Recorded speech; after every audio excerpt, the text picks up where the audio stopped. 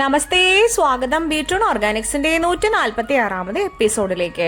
ഒരു ചെറുവൃക്ഷമാണ് ഇന്ന് പരിചയപ്പെടുത്തുന്നത് കേട്ടോ. പണ്ട് നമ്മുടെ നാട്ടുകളിലൊക്കെ ധാരാളം ഉണ്ടായിരുന്നതും ഇപ്പൊ അധികം കാണാനില്ലാത്തതുമായിട്ടുള്ള ഒരു പഴമാണ് അത് രാമപ്പഴം. ആത്തച്ചക്ക എന്ന് ചിലോടത്തിയിൽ പറയും, ചിലർ ചക്കപ്പഴം പറയുന്നുണ്ട്. കണ്ണൂരിലെ ആ ഭാഗങ്ങളിലൊക്കെ സൈനാമ്പഴെന്നും തെക്കൻ കേരളത്തിലൊക്കെ ആനമുന്തിരി എന്നും പല പേരുകളിൽ ഇത് അറിയപ്പെടുന്നുണ്ട് കേട്ടോ. ഇതിനെ കാളഹൃദയം എന്നും പറയുന്നുണ്ട്, ഇതിനെ രാംഫൽ എന്നും പറയുന്നുണ്ട് കേട്ടോ.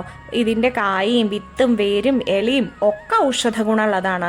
ഇതിൽ വിറ്റാമിൻ സി ഉണ്ടാവുകൊണ്ട് തന്നെ പ്രമേഹം നിയന്ത്രിക്കാൻ അസലാണ്. അതേപോലെ വിറ്റാമിൻ സിയും ആന്റി ഓക്സിഡന്റുകളും ധാരാളം ഉള്ളതുകൊണ്ട് ചർമ്മത്തിന്റെ ആരോഗ്യവും തിളക്കവും മുഖക്കുരു മാറാനും മുടി കഴിച്ചിലും ഒക്കെ തടയാനും ഒക്കെ സഹായിക്കുന്നുണ്ട്.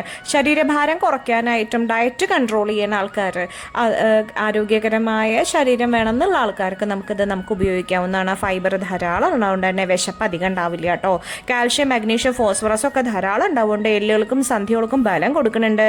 ഇരുമ്പ് ധാരാളം ഉണ്ടാവുകൊണ്ട് വളർച്ച തടയുന്നുണ്ട്, ദഹനം മെച്ചപ്പെടുത്തുന്നുണ്ട്. ധാരാളം ഫൈബർ കണ്ടന്റ് ഉണ്ട്, അതുകൊണ്ട് കുറച്ചു നേരത്തേക്ക് വിശക്കൂല്ല, ദഹനം ക്ലിയർ ആക്കുകയും ചെയ്യും, മലബന്ധം ഒഴിവാക്കുകയും ചെയ്യും. പിന്നെ ആന്റി ഓക്സിഡന്റുകൾ ധാരാളം ഉണ്ടാവുകൊണ്ട് ശരീരത്തിലെ വീക്കം കുറയ്ക്കുന്നുണ്ട്, പ്രതിരോധശേഷി കൂട്ടുന്നുണ്ട്. ക്യാൻസറിൻ്റെ അടക്കം പ്രതിരോധശേഷി കൂട്ടാനായിട്ട് ഈ ഒരു ഫലത്തിന് അല്ലെങ്കിൽ ഈ ഒരു പഴത്തിന് കഴിയുന്നതാണ് പറയണത് കേട്ടോ. ഹൃദയത്തിൻ്റെ ആരോഗ്യത്തിന് നന്ന്, കാരണം B6 ഉണ്ട്. വൃക്കയിലെ കല്ലുകൾ ഒഴിവാക്കാൻ സഹായിക്കുന്നുണ്ട്. നല്ല മധുരമുള്ള പഴമ്പാണ് കേട്ടോ. ലേശം മണാൽ ഇങ്ങനെ തരി പോലെ കാണാം, പക്ഷെ അതിൻ്റെ ഉള്ളൊരു കറുത്ത കുരുണ്ട്, അത് നമ്മൾ സാധാരണയായിട്ട് കഴിക്കാറില്ല. ക്യാൻസർ മാറ്റുന്നുണ്ട്, പിത്തത്തിനെതിരായിട്ട് പ്രവർത്തിക്കുന്നുണ്ട്, അതിസാരം മാറ്റുന്നു, വയറിളക്കം, ഛർദി മാറ്റുന്നു, എല്ല് തൈമാനത്തിനെതിരായിട്ട് പ്രവർത്തിക്കുന്നു, വാദത്തിനെതിരായിട്ട് പ്രവർത്തിക്കുന്നു. പിന്നെ ഞരമ്പുകൾക്കൊക്കെ തളർച്ച ബാധിച്ച ആളുകൾ ഉണ്ടാവുമല്ലോ, ചിലവർക്ക് ഒരു ഭാഗമായിട്ടാവാം, അല്ലെങ്കിൽ ചിലർക്ക് മൊത്തമായിട്ടൊരു ബലക്കുറവുള്ള ആൾക്കാരായിരിക്കാം. അവർക്ക് ഉണർവ് കൊടുക്കുന്നുണ്ട്, മാംസപേശികൾക്ക് ബലവും കൊടുക്കുന്നുണ്ട്, ശരീരത്തിന് മൊത്തമായിട്ടൊരു ബലവും കൊടുക്കുന്നുണ്ട്.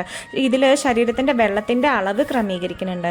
ഏറ്റവും പ്രധാനം എന്താ വെച്ചാൽ ഇത് കഴിച്ച ഉടനെ, സാധാരണഗതിയിലെ പഴമക്കാർ പറയണതാണ്, കഴിച്ച ഉടനെ വെള്ളം കുടിക്കരുത് പറയും. അതിന് ശാസ്ത്രീയമായിട്ടുള്ള വിശദീകരണമാണെന്നുണ്ടെങ്കിൽ ഗുണം കുറയണു. നമ്മൾ വെള്ളം കഴിച്ച ഉടനെ അത് ഫലം കഴിച്ച ഉടനെ വെള്ളം കുടിക്കുക വെച്ചാൽ അതിൻ്റെ ഗുണം കുറയണു.